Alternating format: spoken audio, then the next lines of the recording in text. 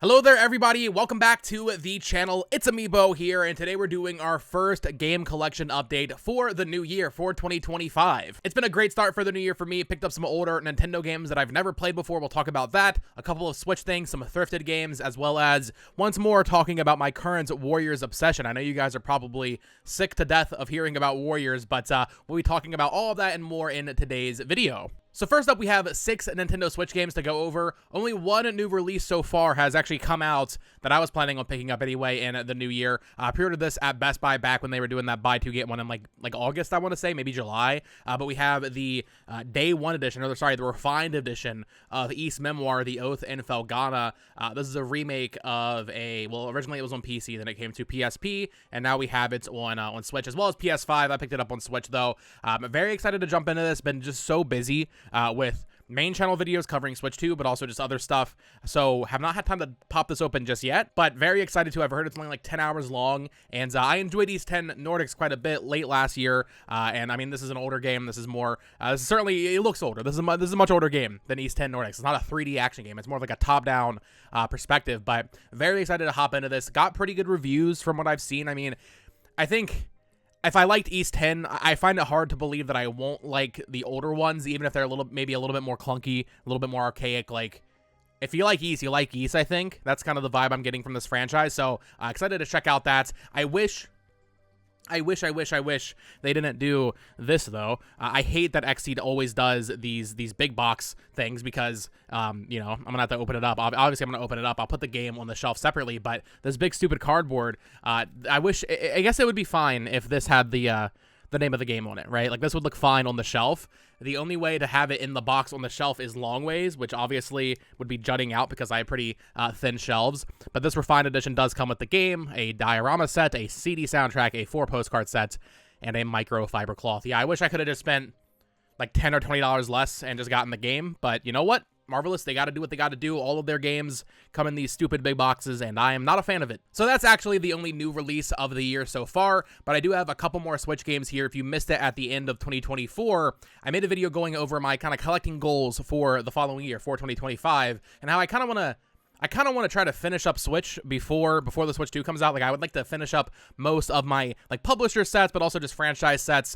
Just kind of have everything accounted for before the Switch 2 comes out, so I'm not constantly going back and looking at Switch games and like, oh, I didn't get that one, I didn't get that one. I kind of just want to try and finish it up. So I have 5 Switch games here, all of which were on the list. Decided to just pull the trigger on 2 Square Enix games that I was missing. First up, we have Saga Emerald Beyond. It's one of those Asian English releases. This came out earlier in 2024. I didn't hear the best things about this, but it had a pretty unique art style, pretty unique different like types of characters, I want to say. You know, like, I mean, just looking at the box here, you can see there's a pretty colorful cast in this game. So this is one I definitely want to check out eventually, but realistically, Romancing Saga 2 Remake, which I've heard is even better, that would probably take precedence, but still happy to add this, one of the final Square Enix games I was missing on the Nintendo Switch. And then this is a Final Fantasy game I was missing, kind of adjacent. This is one I just had put off buying for so long. We have Chocobo Mystery Dungeon Everybody. That's another Play Asia, or Asian English release, I should say, from Square Enix. Of course, if you aren't familiar, I want to say this is technically a remake, or it's like an ultimate version, because it has everybody, right? That's the pun. It has everybody from the previous games. So I'm actually sure this is like entirely a new game. Of course, there's been various Chocobo Mystery Dungeon games over the years.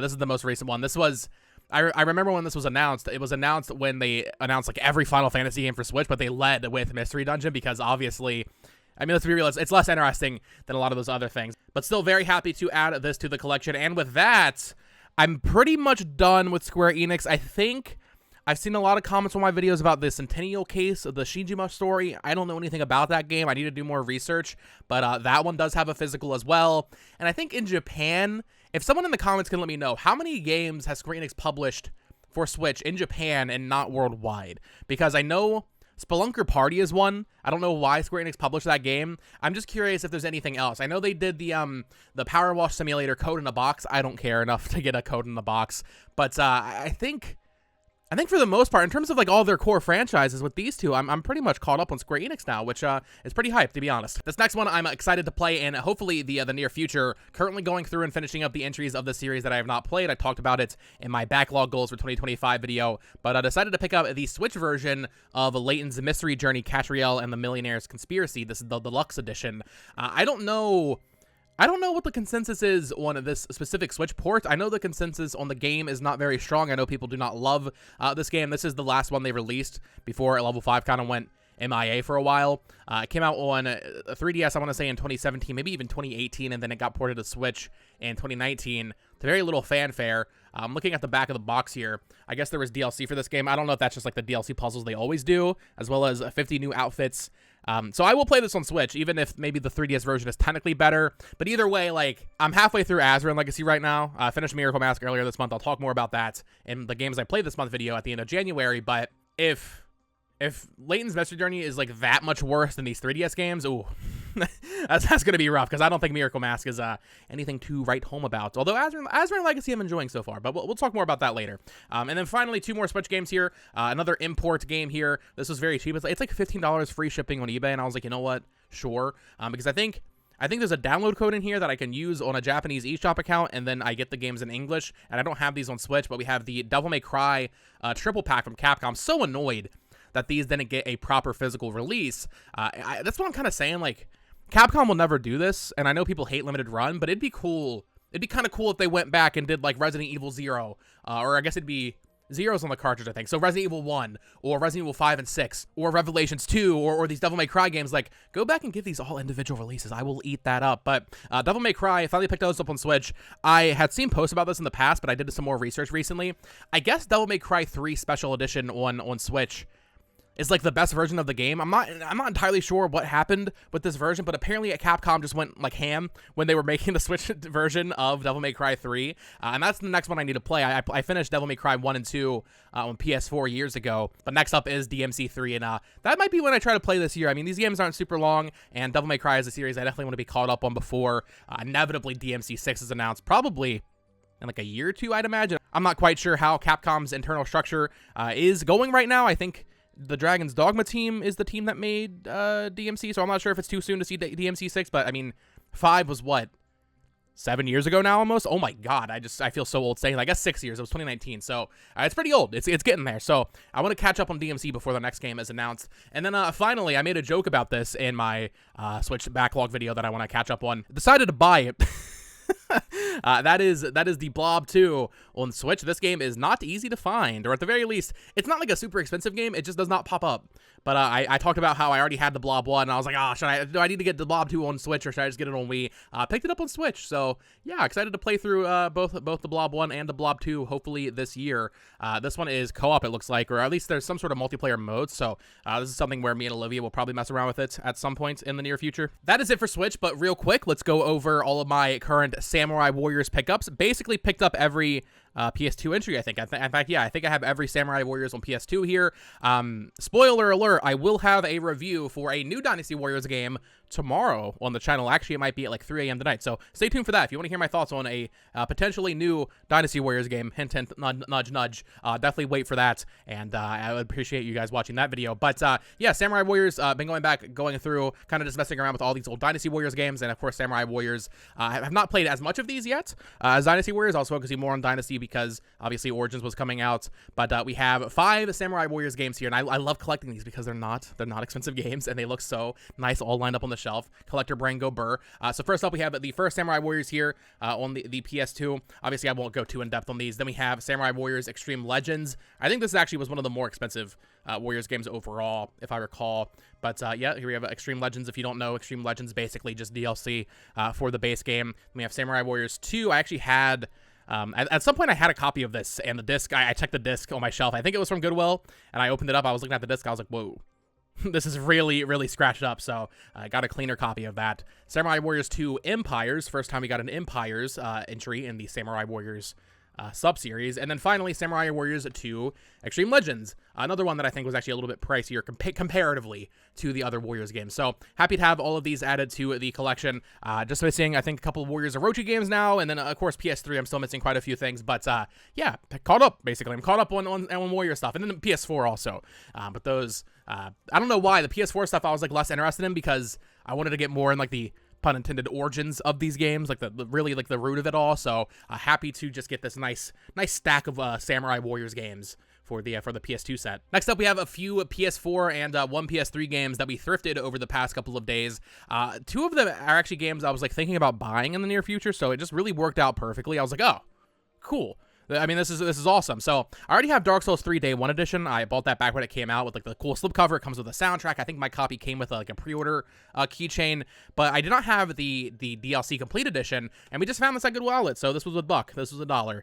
They raised the prices to $1 per media, so a little bit more expensive now these days. So, but yeah, I was happy to find this because I was actually thinking like, damn, I need to go back and play the Dark Souls 3 DLC, but I don't own it digitally. And as far as I am aware, it's all on the disc here. Correct me in the comments down below. I'm not sure if there was supposed to be a code in here, but I think it's all on the disc. It has like obviously this unique box art and everything. So yeah, happy to just find this. I mean, we found Dark Souls 1 a couple times, and I think I've found Dark Souls 2 on PS3 at like a Value Village, but we've never found Dark Souls 3, I don't think. And then I hope, what I want to find is Sekiro. I don't actually own Sekiro physically. My favorite From Software game. I bought it digitally back then.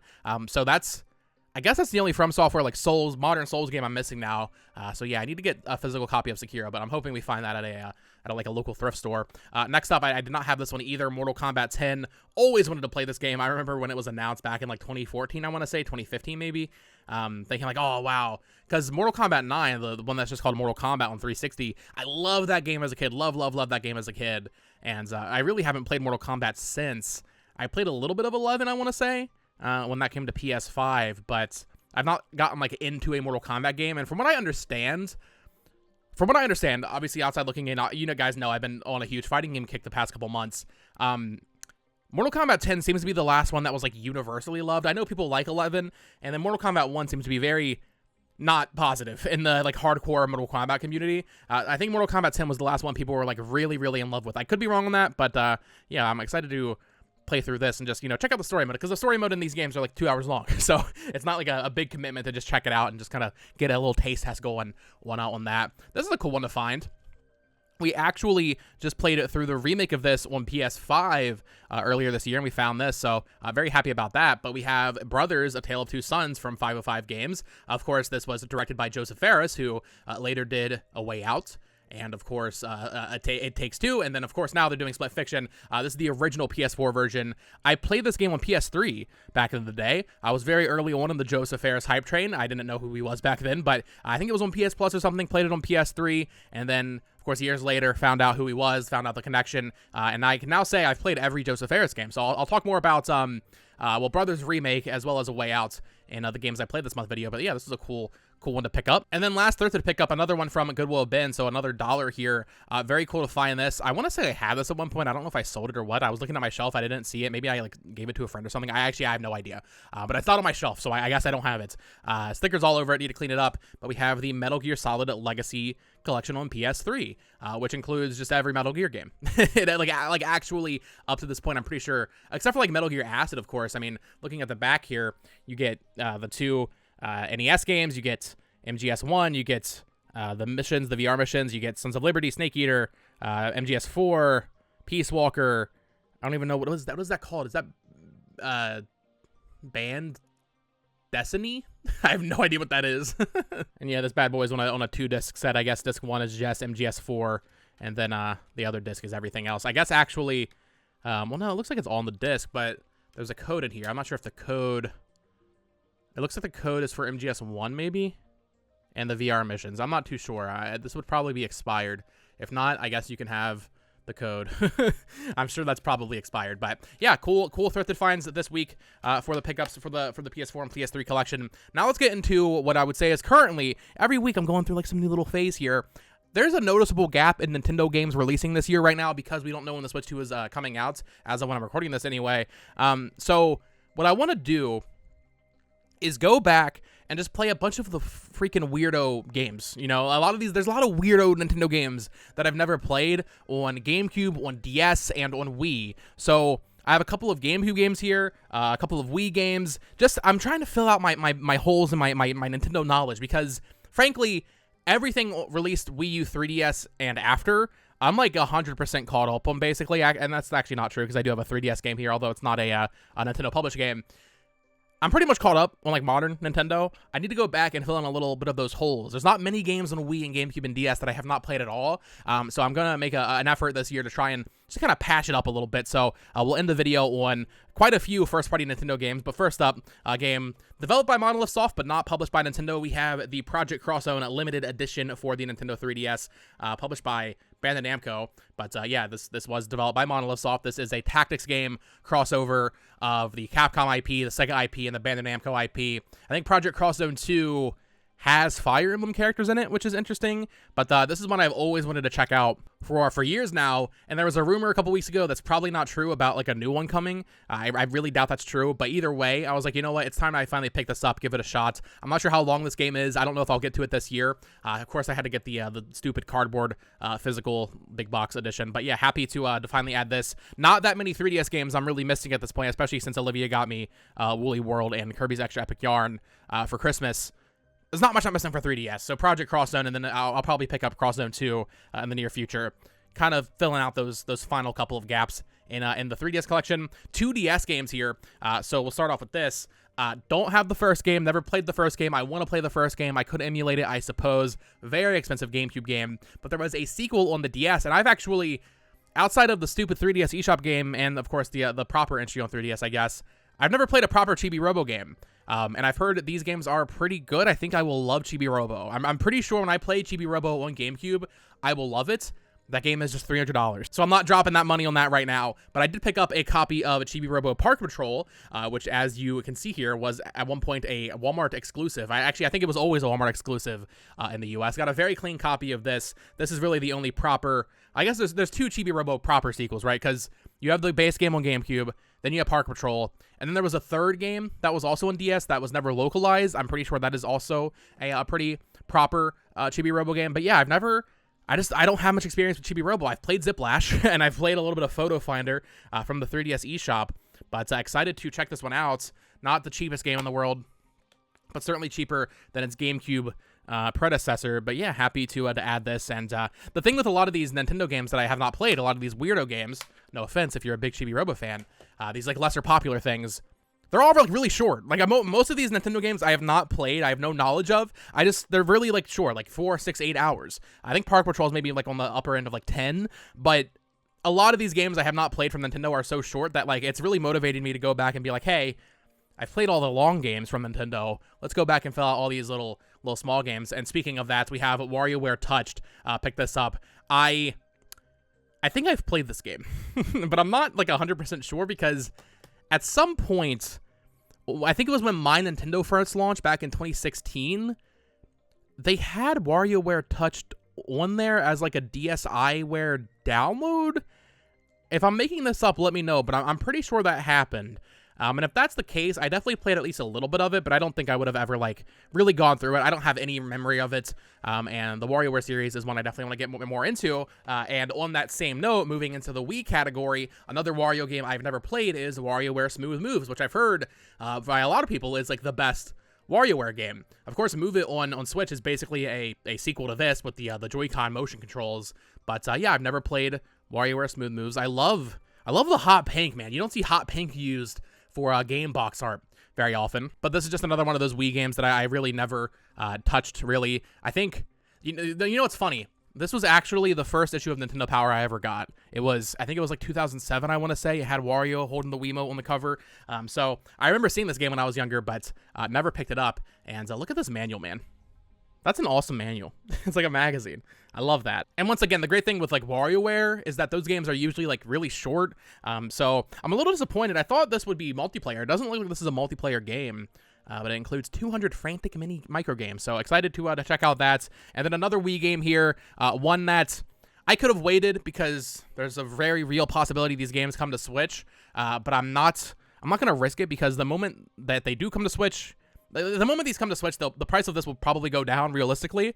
But I found a pretty good deal for it. I was happy with it. And, you know, if they don't come to Switch, I'm going to have to play them this year regardless. So I went ahead and picked this up. We have the Metroid Prime Trilogy Steelbook Collector's Edition for the Wii with the slipcover. It is hard to find a copy of this game where the, I don't know if you can tell here, the slipcover is pretty scratched up. This is like the cleanest copy I could find for a reasonable price anyway. At one point, this was pushing like $200. I did not pay anywhere near that much for it, but happy to finally get this. I do have Prime 3 on Wii, but I wanted to get this so I can play Prime 2 on here, especially if it doesn't come to the Switch. I mean, the reality is I could probably just go in and play these, like if I really wanted to. I'm currently playing through Other M. I kind of skipped ahead because I don't think Other M has any chance of getting remastered.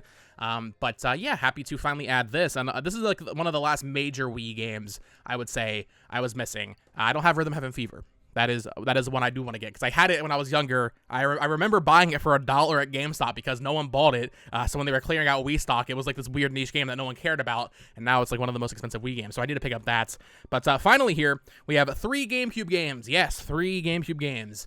I grew up with the GameCube, but I grew up with like Mario Sunshine and Mario Kart and Smash Bros. And Luigi's Mansion. You know, the good games? There's a lot of stupid games on GameCube. No offense. So we have three GameCube games here that I had never played before. One of them I have already gone through and played through. So we'll start off with that. We have Star Fox Assault here. This one was developed by Namco, and I played through it. It's like a 4 or 5 hour game. I mean, it's fine, I guess. It's interesting. So this game has a lot of on-foot missions. So, you know, you have your typical Star Fox sections where you're flying the R-Wing and you're just shooting enemies on rails, right? But then you have a lot of missions where you are on foot as Fox, and you have the Landmaster you can get into. You can have some missions where it's like completely free open, and you can like jump into an R-Wing and fly around and do some other things there. The on-foot missions in this game are awful, like truly just awful. Like they're bad. They're truly really really bad missions. But I will say, as my Star Fox experience is starting to grow up here, I played 64, played the original game, played a bit of Zero. This game has a pretty cool story with the Aperoids. Good characterization of all the Star Fox crew. Crystal, this is my first time playing a game with Crystal on it, which is funny. She's cool. And the actual on-rail sections are pretty solid, I gotta be honest. Like, I would say maybe better than 64. Like, I think, yeah. Like, I don't think 64 is all that great, to be honest. Like, I think it's a good game. I played it when I was young. I never really loved it or really got the hype for it, but I think it's a solid game. I think Star Fox Assault's on-rail shooting sections, when you're in the R-Wing and just doing stuff, the set pieces are really good. Like actually like really good. I wish it was just all that and you cut out all the foot missions. I guess originally this game was going to be multiplayer only, which is why the foot missions are there to begin with. So they kind of scrambled last minute to add more of like a proper story, single player stuff to the game. There are a couple of really cool moments in the game where Falco, or I guess Slippy, will take control of the R-Wing while Fox gets on the wing and just is shooting enemies while out on the outside of the ship. Very cool. Like, honestly, there's some very, very cool stuff in this game. It's just those on-foot missions, man. They're so, they're so bad. But, yeah, happy to have finally played this game. I mean, it's, you know, I've played 64. I played, like I said, a bit of Zero in the original game. But this is, like, a major one, I would say, from Nintendo's back catalog that I just never played. So happy to pick up that and play through that. Likewise, have not started this yet. It just came in the mail yesterday. Very excited to play through this. I'm just going to do it pretty soon, I think, as soon as I get some free time. We have Star Fox Adventures on GameCube, another one that I did not have. The great thing about these games is that neither of them are, like, stupid priced, you know? Like, a lot of GameCube games are just ridiculous. Both Star Fox games are, like, below what they would have cost new, which is nice. That's rare for a GameCube game, but picked up Star Fox Adventures. I had always known, like, this was, like, a kind of like a Zelda clone, but there was that rumor, if you watch my main channel, of, like, a new Star Fox Adventures game coming out this year, and I immediately was like, you know what? I should probably play Star Fox Adventures. So, yeah, very happy to add this to the set, and, once again, just kind of playing all these weirdo games Nintendo doesn't really talk about or mention or bring back, games that I don't really think will get remasters, maybe new entries like we're talking about with Adventures, but happy to be going back and playing these. And then finally, final game for today's video, we have another Nintendo franchise I've never touched at all. I've never played this game. I've never played the series. I frankly have not even seen much footage of it, but it's a name I've always known. I've always known about this name. I just don't really know too much about it. We have a copy of Custom Robo for the Nintendo GameCube. It says, design your own custom Robo warrior and battle your friends in a virtual arena. Create countless Robo variations using nearly 200 specialized parts, including bodies, legs, guns, bombs, and homing pods. Set your strategy, customize your Robo, and enter the Holosseum. So this is like a mech combat game, which it's obviously not like an Armored Core. You know, it's not that serious. I think it's more like PvP focused. But from the little bit of footage I was looking at the GameCube version, and of course there's also one on DS, it looks pretty solid. I don't know if it's going to be all that special, but I'm excited to check out that. That's just a Nintendo franchise that's a complete blind spot for me. I knew there were some Japan-only games in the series. I did not know there were so many. I thought that was just the one on N64. There's 2 N64 custom Robo games, and there's also a GBA game that never got localized. We only got the GameCube game and the DS entry. So excited to check out that, and excited to just kind of go back throughout Nintendo's history this year and play a lot of these games I have not played growing up, and just kind of clean up my back catalog, because like I said, we have Donkey Kong this week that's coming out. I'll be playing that. I'll do a review of that probably here on this channel. And then we have Xenoblade in March, which I'm very, very excited for. But all of February, and let's be honest, most of March is empty. So even though there's a lot of third-party stuff I want to play coming out in February, like a Dragon Pirate Yakuza, Monster Hunter Wilds, I think I'm going to have a decent amount of time to go back and play a lot of these older games, because, like I said, so many of them are like so short. I would love to play Wario World. Never played Wario World. That's a big one. Eternal Darkness I already have. I need to play that. Geist is one I've never even seen footage of. So just kind of going back, cleaning up. But with all that said, that is going to do it for today's pickups video. Let me know your thoughts in the comments down below, and what have you added to your collection in the past couple of weeks. I apologize for the lack of uploads on Its-A-Mii this year so far. We had the 2 new release videos, then we had a room tour, and it's been like a full week since I uploaded. I wanted to get this out today because frankly, I don't really know when my next influx of Its-A-Mii videos will be. I've just been so busy with work, and then, main channel stuff with Switch 2. I mean, Switch 2 is probably getting announced, honestly, this week. So, like, I've been saying that every week for 3 months. But it's been busy on main channel, and it's kind of diverted my time from here. And then also the game that I'll have a review for tomorrow, that also took up a lot of my free time. So hopefully we can get back to a little bit more of a consistent cadence here on Its-A-Mii. But until then, I hope you guys understand if there's a few less uploads here on this channel in January at the very least. So that is going to do it. Thank you so much for watching. Of course, subscribe here for more collecting content, video reviews, all that fun stuff. Follow me on Twitter at BoTalksGames, and check out my Nintendo news channel at BoTalksGames as well. Until next time, folks. Peace.